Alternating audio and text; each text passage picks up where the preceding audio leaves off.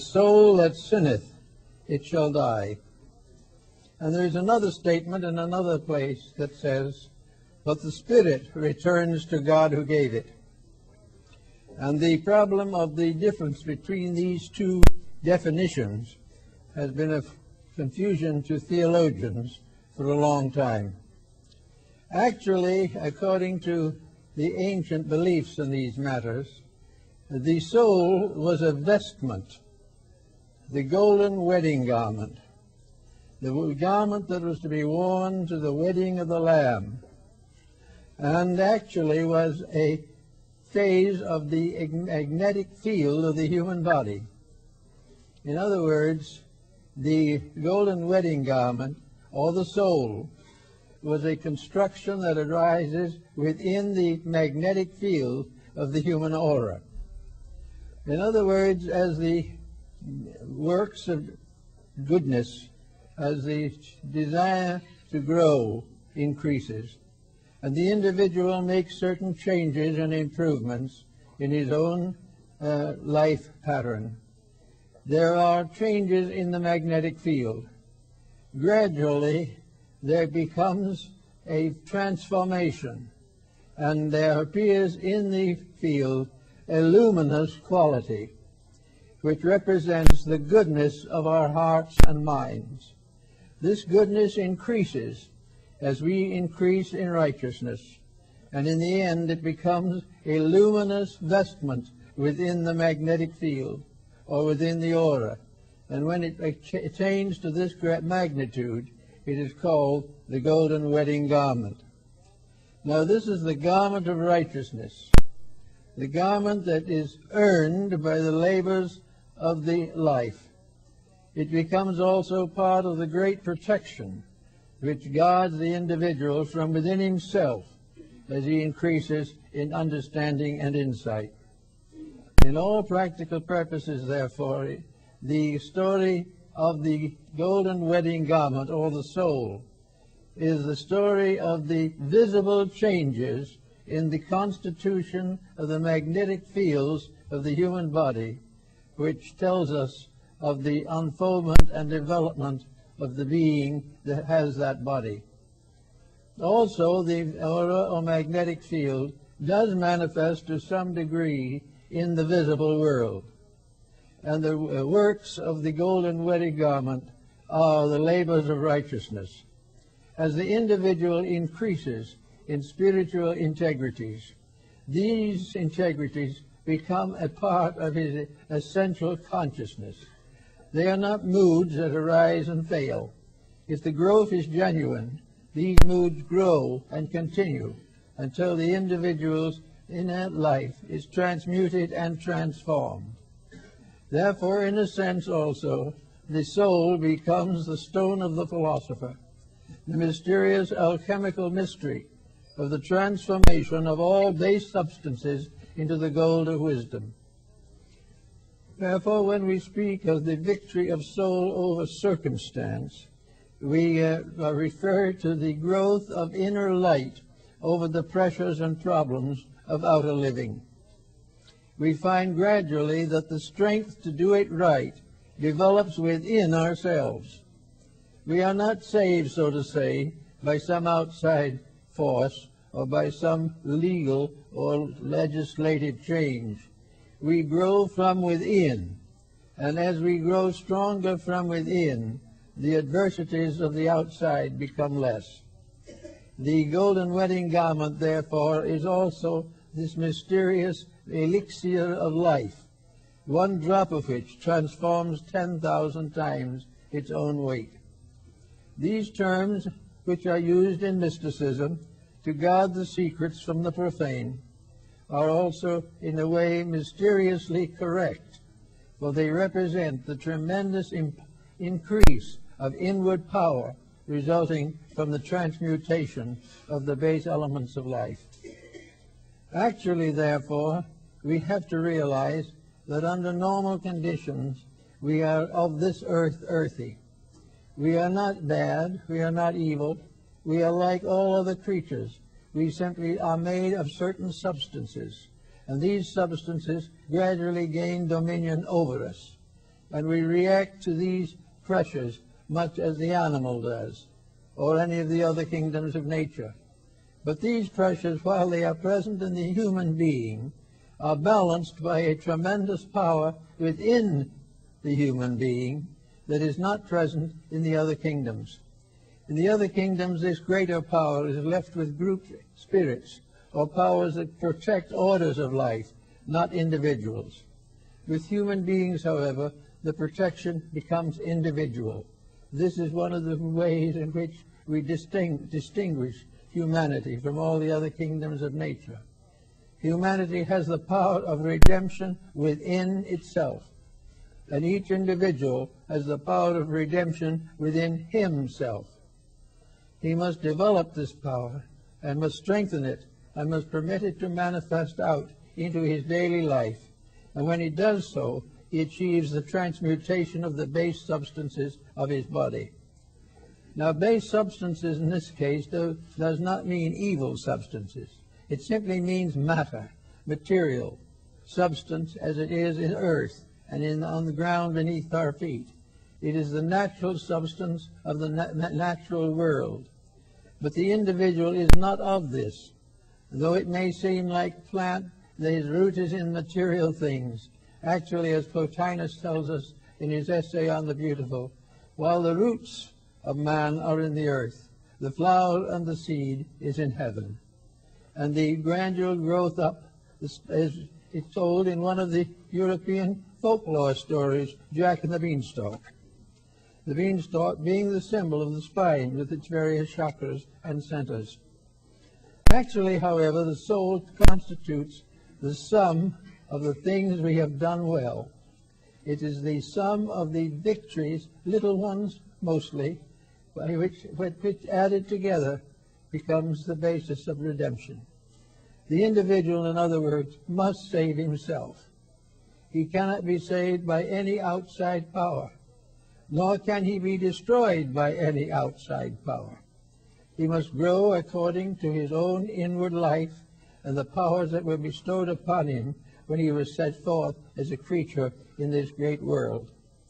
Each individual, therefore, is building his own wedding garment.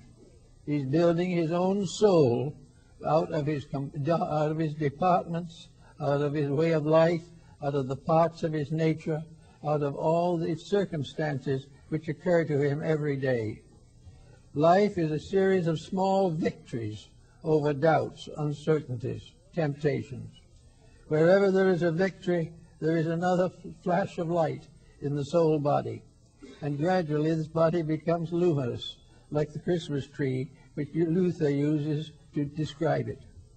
This soul body, then, is gradually building up, and out of its building comes the securities of life. Out of the power of this increasing soul body comes the power to still improve more rapidly and make further growth. The immortality of man is growing up in him in a mysterious substance. His bodies have a material immortality in the earth. His spirit has an immortality in heaven. And between these two is the soul, the bridge, the mysterious elixir of transformation, which we find in our daily living. I think it is well, therefore, to remember that even small, nice things, nicely done, are important. It is important when the unkind word is not spoken. It is important when the individual gives the small deed of goodness, which may be a momentary inconvenience.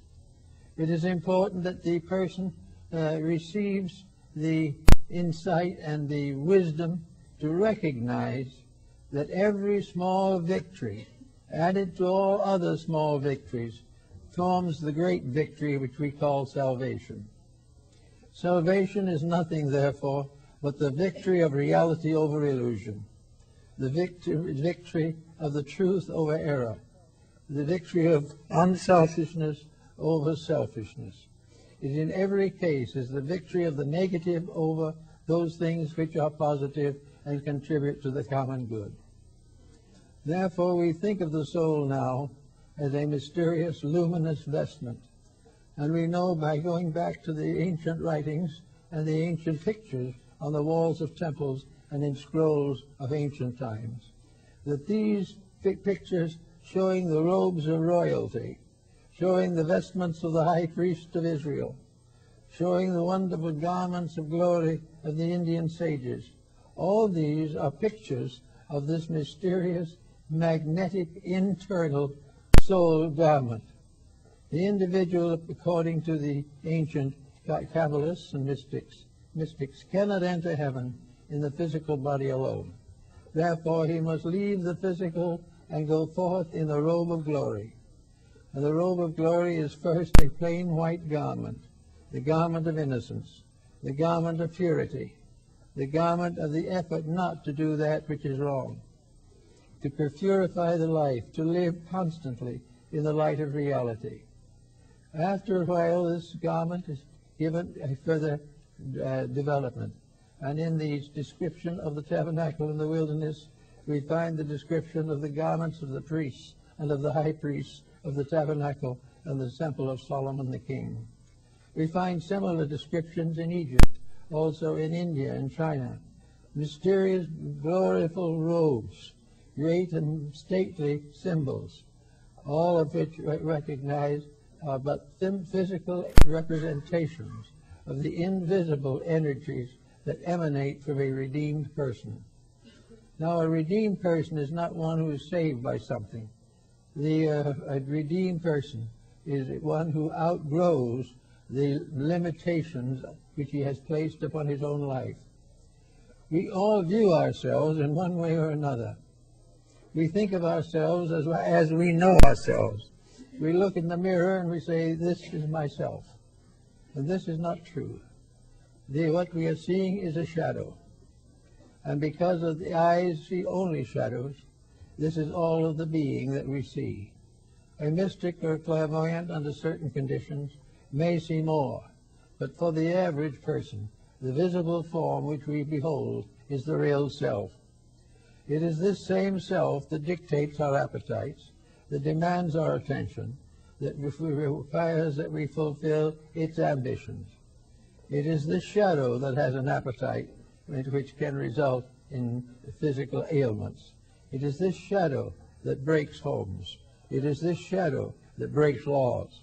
It is this shadow also that perpetuates the distance between the individual and the happiness and truth we are all seeking. So this shadow is the power of darkness, and it has no reality whatsoever. It has merely the fact that we do not have the eyes to see. And as Bamey says, those who have eyes, let them see. Because all of these things that we talk about are available to the eyes of the soul, but they are not available to the eyes of the mind. And the eyes of the soul, to meet the old requirements, are a development of faculties that are latent until they are developed by the unfoldment of the integrities of personal life. The magnetic field of the individual begins very largely as a physical support. It is something to nourish the body, to maintain it, and to protect it.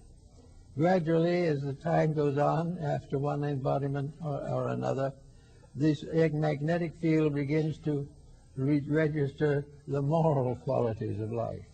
It gradually begins to show the colors of good and evil. It begins to represent the part of us which is invisible and tells us the sad story of ourselves, the story of the individual who in the midst of a great wisdom remains untouched by the truths that he needs so badly. And in our present day, with the pressures and confusions of the hour, it is obvious that there must be a victory of soul over body. There must be a victory of cause over effect. There must be a victory of realities over illusions. Now we live largely in a world of illusions, and in a sense, as we have a physical existence now, all the elements that make it up, all the habits that we have, all the institutions we maintain, the entertainment we choose, the ideas of education we keep, All of these are part of what might be called the obscuration of ignorance, and they are part of the negative individual magnetic field. While we live in the negative field, we react to the negative factors, and little by little these negative factors destroy us, or at least they impoverish the spiritual values within ourselves, until finally inside of ourselves the colors and luminous forms of the magnetic fields become clouded and dark and dismal. The magnetic field of the narcotics addict is a rather pathetic thing.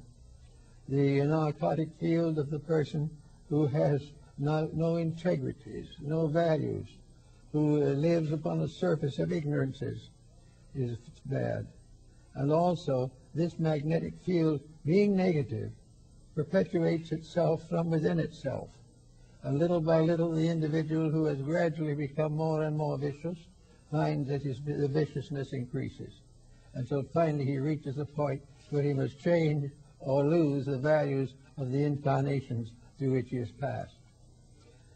So there comes a time in this rather strange affair when there has to be a shift between negative and positive. There has to be a movement on the part of the individual to put his own inner life in order. He's going to have to realize that there is no way of escaping the consequences of his own misdeeds. He can escape the terrors of dictators and the terrors of the clouds and sky, but he cannot escape the terrors of his own conduct. So little by little, the individual finds a pain arising within himself.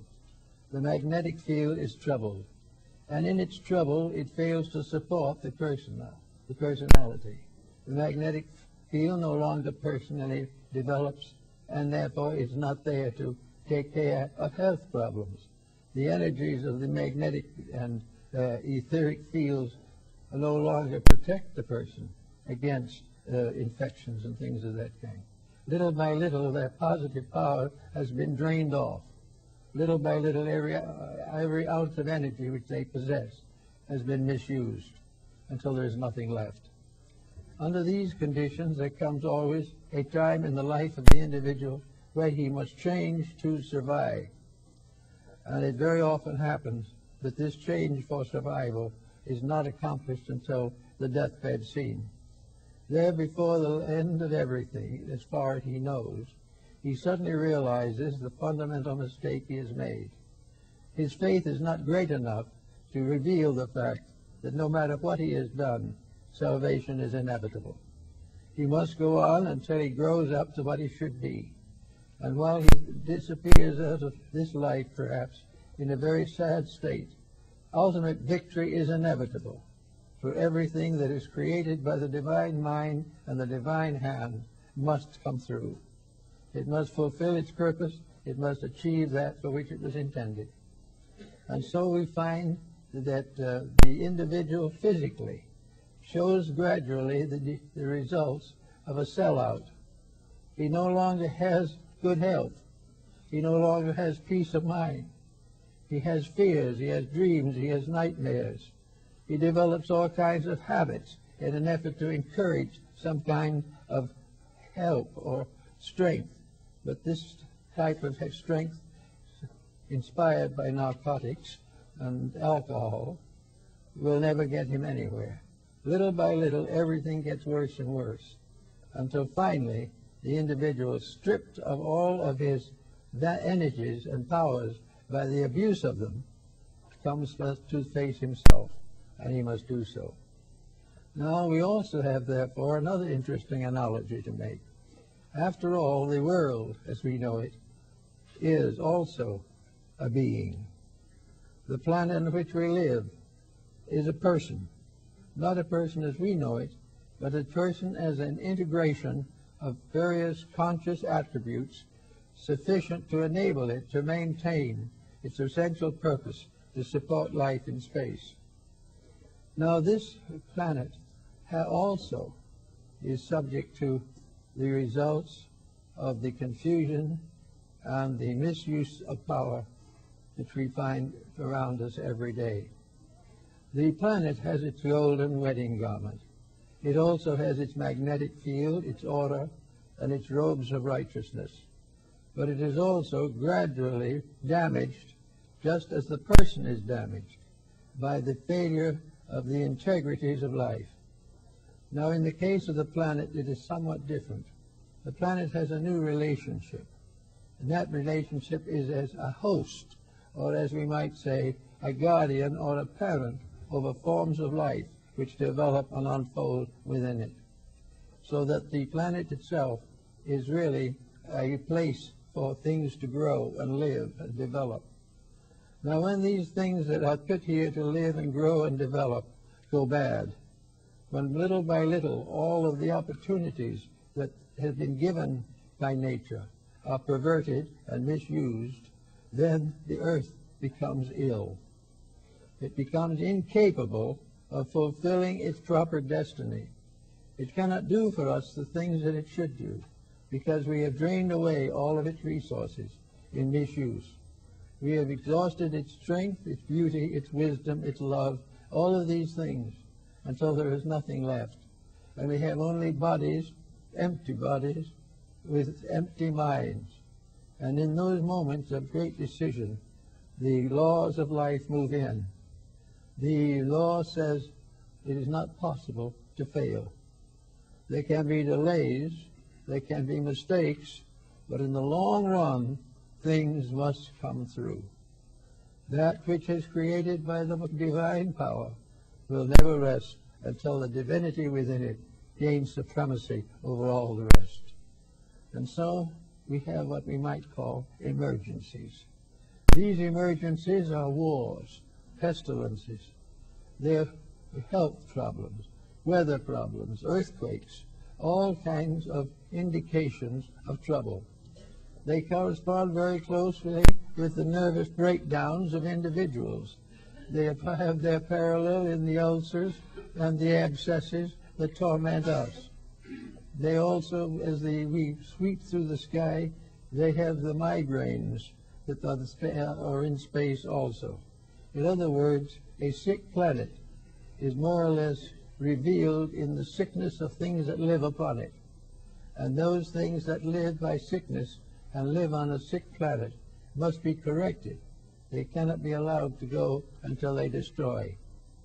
It is possible, according to the ancient writing, for a race or a nation to vanish from its own misdeeds. But the life in that nation cannot vanish. The powers of living and growing go on, and there is not one single fallen angel that must not be redeemed. And so gradually those things that fail utterly fade away, and in their place come new things in which there is a greater amount of integrity. We are on such a step at the moment. Today we are facing again the result of continual abuse of resources. We are in the same position as the old alcoholic who has continually gone on drinking until he has nothing left but ulcers and pain.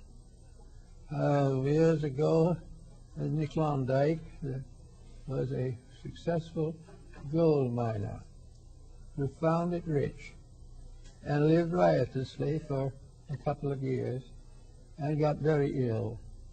And the little puny doctor up there said, "There's only one thing for you to do, get to Mayo Brothers and let them take care of it." So he went to Mayo Brothers, and they took out 2/3 of his stomach. And they said to him, "If you live on milk toast for the rest of your life, you can have quite a few years yet."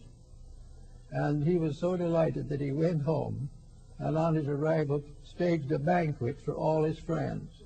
They all got beautifully drunk together, and the next morning he was dead.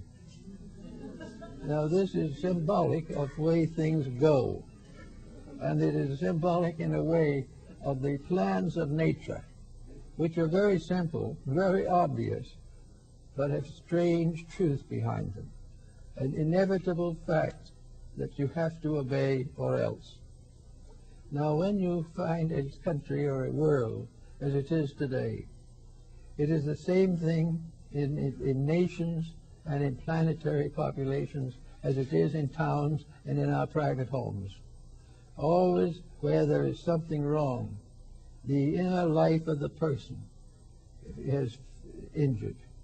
And this golden wedding garments, this soul body, which we are gradually building up, is damaged and delayed and frustrated by the excesses of a poor and unthoughtful generation. We have every possible way to understand this. We have it every day. We have it in every newspaper. It comes to us every time we turn anything.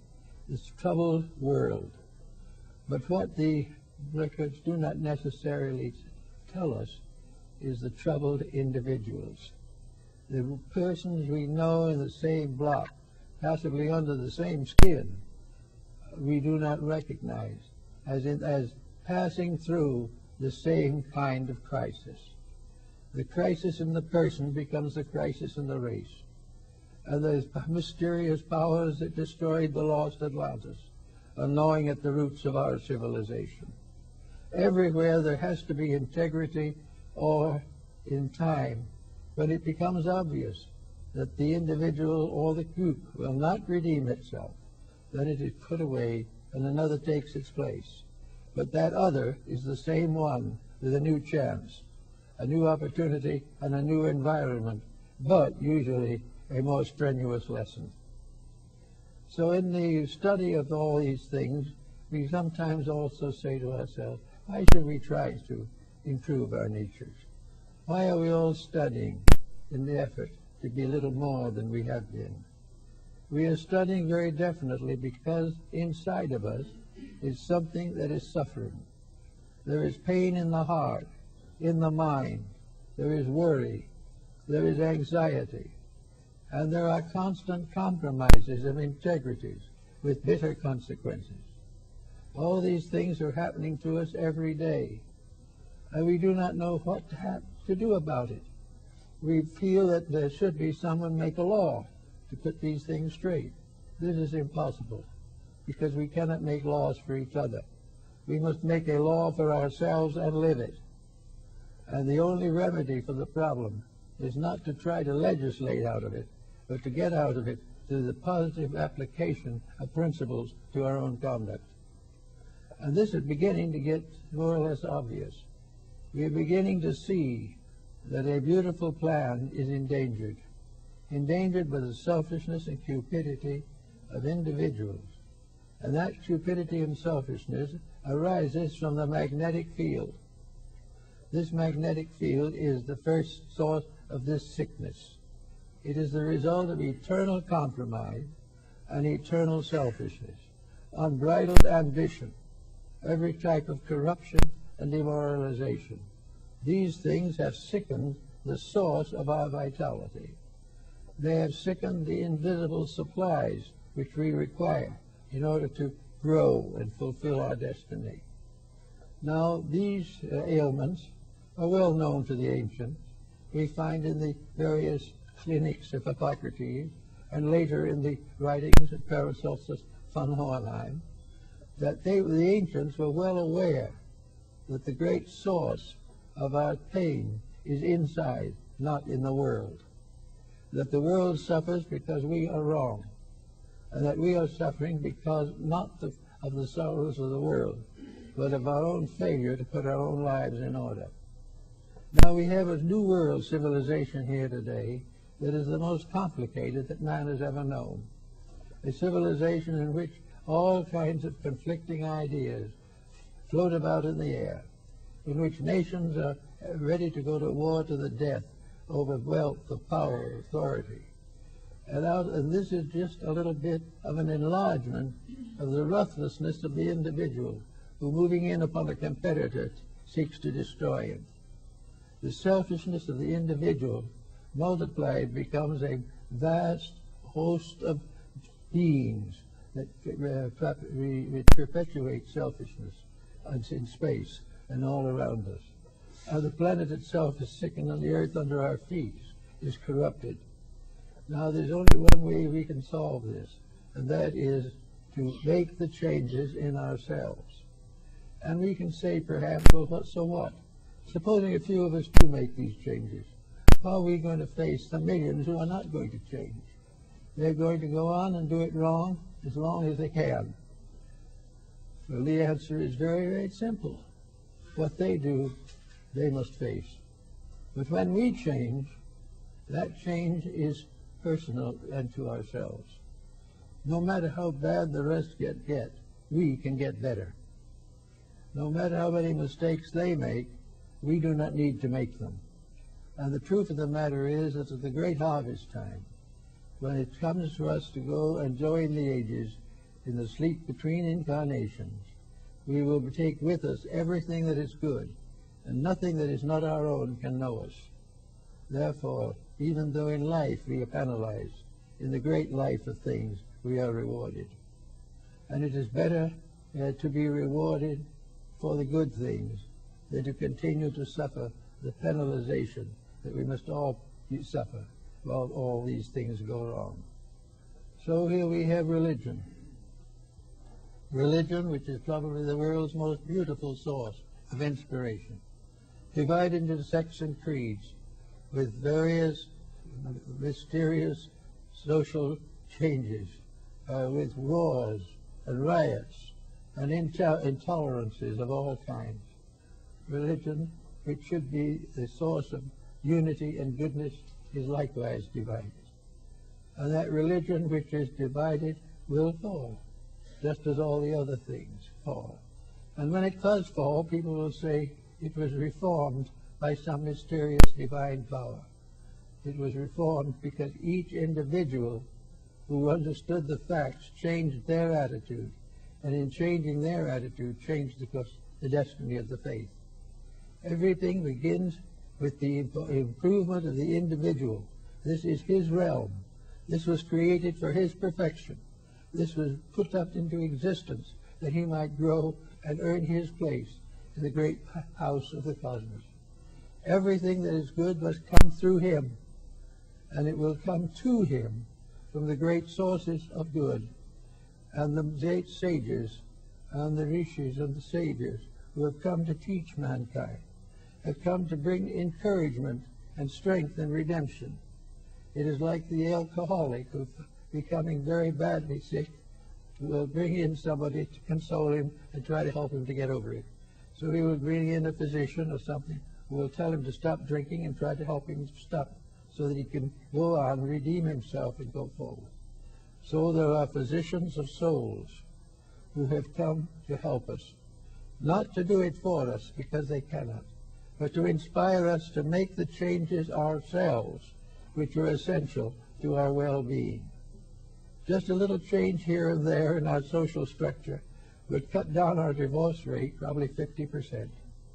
A little change in some of our rules about this and that would probably cut down most of the problems that we suffer in juvenile delinquency.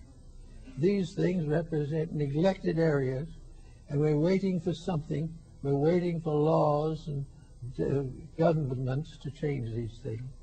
But the only person who can change them is the family itself, the united gathering of the parents and the children, bound together to do what is right. And although there may be many who fall upon the right hand and many upon the left hand, the just family shall not be moved. All that the achievements we can make, if they are right, are immortal. That is one of the mysteries of the old writings, that every time a truth was demonstrated, it received wings and became an angel. And truths become immortal. The realities become immortal. And those who cling to them and those who live with them gain their own immortality. That which is true cannot die. That which is false cannot live. This goes through nations, it goes through everything. It becomes part of our priceless heritage. It becomes part of our hope of glory. So we know that today we are at a critical point, and that all the available resources of civilization must be united to achieve a positive transformation of our purpose for existence. We will not cease or perish if we do not make the grade, but we will go back again into hard labor, into struggle and strife, to gain once more, to the degree that we are now abusing the knowledge and wisdoms of life. As long as there is selfishness, there will be pain. As long as there is avarice, there will be suffering. As long as there are hatreds, there will be sorrows. Every one of the negative things has to be overcome. And the old schools of wisdom set up discipleship and set up various rules and laws to govern the development of persons who wanted to grow, who wanted to be better. And all of these were based upon the fact that the person himself had to make the effort. He had to really, sincerely decide. He was not even able to try to find out whether what he was doing was really right or not. He had to decide that for himself. But he was right. He grew in wisdom and understanding. If he was wrong, he did not. If he did not grow, he had to try again. Everything has to come out of the sincere effort to attain victory over the self-centeredness and indifference that we find. We are now talking a great deal about the fun generation. There's only one thing about it that seems to be important, and that is there isn't much fun. Very little. And there will not be much fun as long as this is the fun generation, because the effort for fun is not controlled by anything. What is fun? Mostly extravagance, much immorality, and all kinds of competitions and mistakes in labor and work. The entertainment field, all these things are called fun. And I can assure you from watching a little television now and then that the fun in television is not very much. In fact, I hadn't heard a good comedian on there in years. Because good comedy has to be honest. It has to be true, and it has to be good, as Mark Twain pointed out. And what we call comedy is a snickering sort of thing. It's never going to be any good.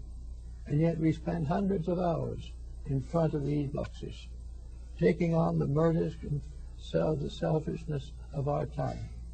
And we try against that to take this little seed of immortality in ourselves and expect it to survive this constant and continuous bombardment of negative factors. And each person can have his own way.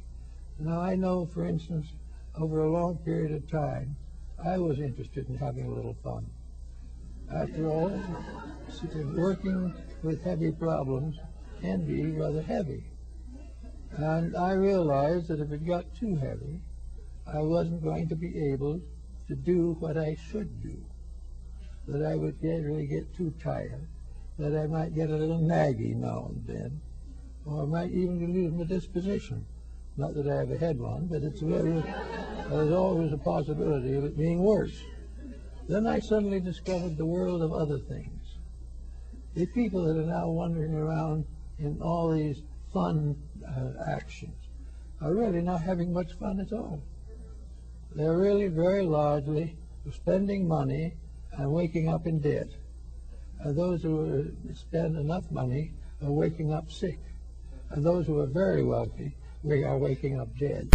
It is not a very progressive problem. So we suggest looking around. There are all kinds of interesting and wonderful things to do, things that help us to learn.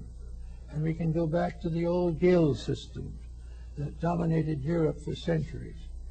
That there was a joy in labor, and also there were various ways of growing beautifully and pleasantly.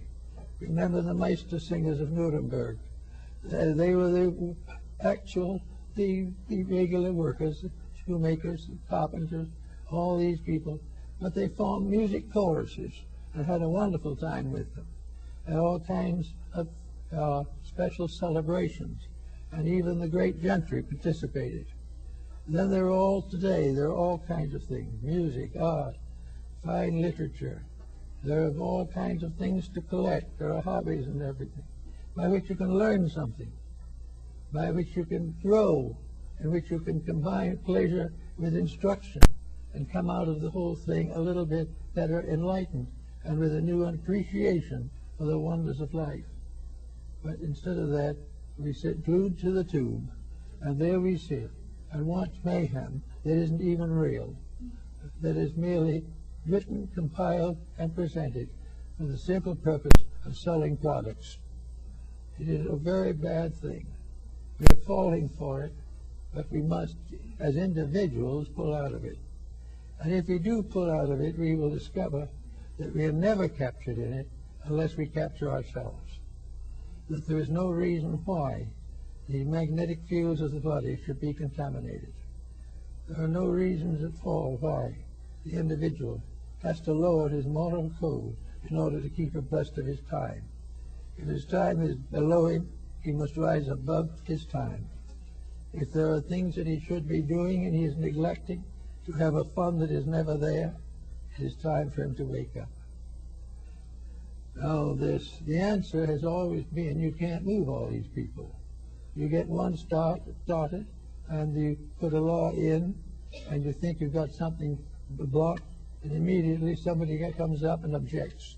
And there's a great big political system, a big congregation of voters and so forth. And of course, in mass of this nature, the majority is liable to rule, and the majority is liable not to be right. Therefore, that isn't the answer. You can't simply make a law against this and a law against that. What you can do is make a law for yourself. And I believe it was Woodrow Wilson who said on one occasion, it is better to fail in a cause that must ultimately win than win in a cause that must ultimately fail. And we have this problem on our hands today. We are mixed up in a cause that must fail. And we cannot necessarily depend upon others to see it our way. But we can try in every way possible to contribute nothing to the decay of life. Do everything that we can to make it better. Do everything that we can to make ourselves more fit for the job that is ours. If we could see the invisible structure of man, the tremendous amount of vibratory power there, the ages that were necessary to build all these bodies and vibrate them and vitalize them so that we could produce a standing, thinking, feeling creature that had within itself the germs of its own immortality. We have all these things, but we have not kept faith with them. And because we have not kept faith with them, we must now go back and start over. And we cannot be blamed for doing what is right ourselves. And if the world doesn't like it, it won't bother us, because we are only one person. But that one person being right is the secret of the beginning of righteousness. For in ancient times there were a few who were the great souls that led. Today we are in a different world. We are now in a world in which great souls must arise from the common people of the earth, and in so doing will make the simple laws of humanity dominant over the artificial laws and practices of our generation. I think we have to therefore recognize that it is our part to build this soul body, that it is within our right and our privilege to control the development of our own inner lives. Although all others may be unhappy, we may still be a little unhappy. But if we are doing the best that we can, there is a certain reward. A good deed is a prayer. A bad deed is a curse. We've had too many curses and not enough prayers. And a prayer for good is in the simple things we do to help a person in trouble, to help our own children to stay within the principles of integrity, to start them out right and not allow them to follow in the ways of our own slipshod behavior. Everything that we can do as an individual, we can do without much probability of being punished for it. Whereas most of the things we are doing now, punishment is inevitable and obvious. Let us try doing it right. Let us try to be one with progress, one with the law. And in the mysterious wedding of the Lamb, which is described in the book of Revelation, and which is part of our Christian heritage, those who attain the golden wedding garment come as great hosts of souls, luminous and beautiful, to attend the marriage of the Lamb. And this is the idea of it all. The marriage of the Lamb is simply the union of the individual soul with the world soul, and the return of the individual spirit to the spirit which is all spirit, always and forever the guiding power of life. We do not know where life is going exactly. We know where it will go for a time at least, if it doesn't change its ways. But we do not know what lies ahead for the human being. But all of the great teachers of the world have given us a radiant, glorious picture of that which is waiting us. They've all given us the vision of that which comes to those who transcend the errors and follies of their times. And we have been given several great religions, which may differ in the names they have given, but are essential and identical in their teaching, that it's only those who live the life that can ever know the doctrine. So in little ways we can start living it, and in living it little ways we will grow in righteousness. So this is our job. This is nothing terribly difficult. All we have to do is to prepare to live quiet, moderate lives. False ambitions have slain the ages. The glory of Alexander is gone. Caesar is dead at Pompey's Polo. Hitler and Mussolini have gone their way. All of the great dictators have left, and left nothing behind but monuments to sorrow. Little dictators have the same fate. Those who create a business and then bankrupt it for profit. All kinds of efforts to grow rich over the poverty of others. All of these things are part of a way of life that has come to too many people now. A way of life that has resulted in the fact that our ingenuity has outstripped our integrity. We can invent many things, but we do not know how to use them. And that which we do not use, we will abuse. Once upon a time there was a Roman who, digging in his garden, found a pot of gold. And he wrote a letter to the emperor. And he said, I have found a pot of gold. What shall I do with it? And the emperor wrote back and said, use it. And the man wrote again to the emperor and said, Sire, I do not know how to use it. And the emperor replied, then abuse it. And that is exactly what happened. We have so many ways of getting things, but not very many good ways of using them. To have a thing means to power, when in reality it is an opportunity to grow. And unless we make more use of these opportunities, things are going to get worse. Now we face a few years and a great transition. There is bound to be a major change. We're asking for it. Or if we're not asking, we're acting for it. We are demanding it. And out of this is coming some very interesting things. It isn't all bad news. There are some tremendous efforts being made now. People are growing as they haven't in a long time. There's a certain and definite reason for believing that the individual is beginning to know that he is not something with a free will in space, but that he is a creature under law, and that this law is a law of wisdom and mercy. As more and more the individual is becoming aware that out of his own integrity must come his own salvation. realizing this and living accordingly, we can make a very powerful and positive contribution to the future of our people. There's no reason why we cannot do something every day to justify the belief that we are really working for a good cause. Now, as we here are trying to do a little something to help out as much as we can, and we are most grateful for the wonderful help we have received.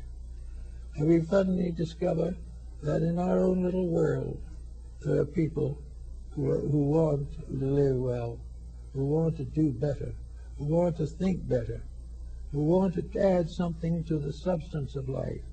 They are tired of the bridge party and the drink fests. They are tired of the waste and luxury and the morning after. And they are more and more hurt by the ravages of narcotics. And now morality has come in, and the sicknesses of immorality weigh heavy upon the race. We are amidst of great evidence of being wrong.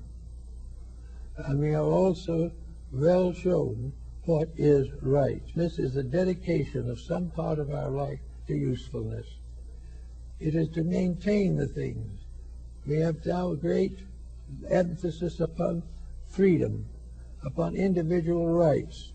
The individual has the feeling that he is perfectly justified in walking out on his family, deserting his friends and turning against his nation simply because he must be free. What is freedom? To him, freedom is the gradual building of a cage which once it captures him, he is worse enslaved than in any other way. Freedom is really a form of self-slavery for most people. It is the individual putting his own likes and pleasures ahead of the common good and his own well-being. So these answers are not practical in our time.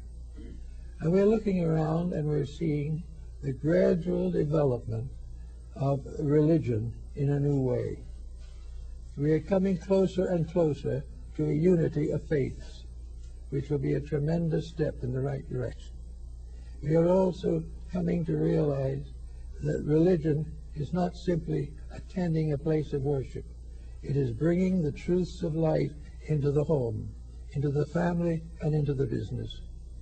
The real religion is in the shop, in the house, in the school, in the hospital, in the courts. Religion is not something to talk about theology.